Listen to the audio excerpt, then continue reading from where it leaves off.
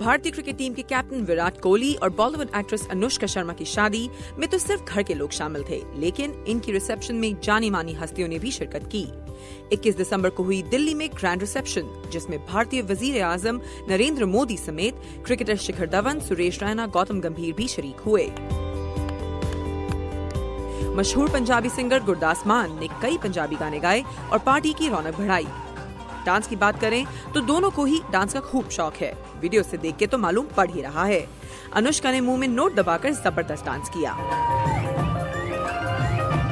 इनकी जश्न की तो फोटोज और वीडियो जोरों शोरों से इंटरनेट पर वायरल हो रही हैं। स्टेज पर ये विरिष्का जोड़ी खूब शानदार लग रही थी। दोनों ही रिवायती लिबास पहने एक दूसरे की लुक को मैच करते दिखे।